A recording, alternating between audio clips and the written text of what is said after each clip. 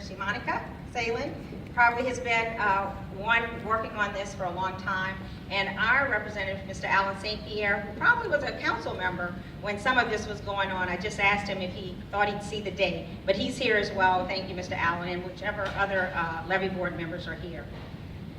As I mentioned previously, today is a great day, and one that the residents of St. John and the other river parishes have been waiting for a long time. Full funding of the West Shore Lake Pontchartrain Risk Reduction System, although we like to call it the Hurricane Protection Levy. I'm sure it'll, the other is a tongue twister, but I think everybody knows what we mean. Has been on the books for almost 50 years, and now, out of the blue, but not without a lot of hard work, it will be moving to final design and construction. This is truly the biggest win in parish history, and it's a win that was needed to ensure the future of our parish. Almost 6 years ago, our parish was devastated by Hurricane Isaac, a tropical storm that stalled along the coast. It caused record storm surge in Lakes Pontchartrain and Marquardt and forced water into some 7,000 homes and businesses. Both Interstate 10 and Interstate 55 were closed, along with portions of Highway 51 and 61. The Port of South Louisiana, Waterford Nuclear Plant, and the industry along the river were shut down. This affected more than the river parishes. We lost our water system that feeds all of Laplace, and power outages were widespread throughout the parish. The water rose very quickly, but over 6,000 residents and 200 pets were evacuated first to New Wine Christian Fellowship, which served as our staging area, and then on to safety in North Louisiana. All of this took place with no loss of life, and for this, we're forever grateful. We had the help of many, many people. We had local and neighboring first responders, our sheriff's office was in our building with us, National Guards were assigned to us along with Wildlife and Fisheries, the Coast Guard, our council members were participating in rescues, and of course, many volunteers and parish employees. This was not an easy feat because many of the rescues were done in darkness, and they were done by entities that weren't familiar with our parish, which is why it was critical that we paired them with people in our parish who knew our area. The damages were substantial. In some cases, families lost absolutely everything except the clothes they were wearing. It was truly devastating, but the situation could have been much worse. But we prepared, and I recognize Ms. Pam Roussel here, we prepared with GOSEP for many years for these types of events.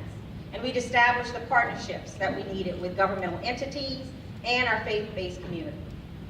We worked with FEMA, GOSEP, and the Small Business Administration during the recovery and quickly opened a disaster recovery center. And this was to help those who were affected. And we tried to locate it all in one place so transportation would not be an issue because in addition to homes, many cars flooded. We also were one of the first parishes to embrace the National Disaster Recovery Framework. This was something new that FEMA started to help communities to plan for their long-term recovery. Not knowing at the time, didn't realize it was optional, so we participated, and it was probably one of the greatest things that we've done, which was to involve our community, involve faith-based community over a year's time, many meetings to evaluate where we were and where we wanted to be in 10 years. As a result, St. John the Baptist Parish is the first in the country to activate and complete this process, and we're currently used as a model for the rest of the country.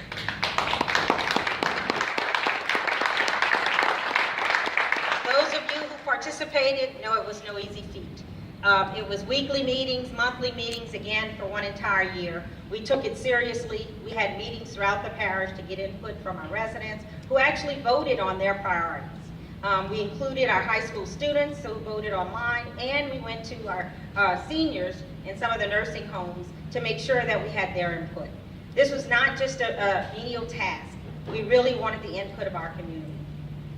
Again, this involved our residents, governmental entities, nonprofit organizations, and again, our faith-based community that bonded together in response and recovery for Hurricane Isaac. Since then, we've been building back bigger, better, and stronger, and this must continue. Since taking office in 2010, hurricane protection has been my #1 priority because of the recurring threat of flooding to our community. Hurricanes Katrina, Rita, Gustav, Ike, and Tropical Storm Lee all brought flooding. But this unfortunate event exposed the vulnerabilities of our communities and the infrastructure outside of the hurricane protection system. However, with most disasters, there are opportunities. And this was our opportunity to show the leaders in Washington, D.C., the Corps of Engineers, and the leadership around the state that this problem is bigger than St. John and the river parishes.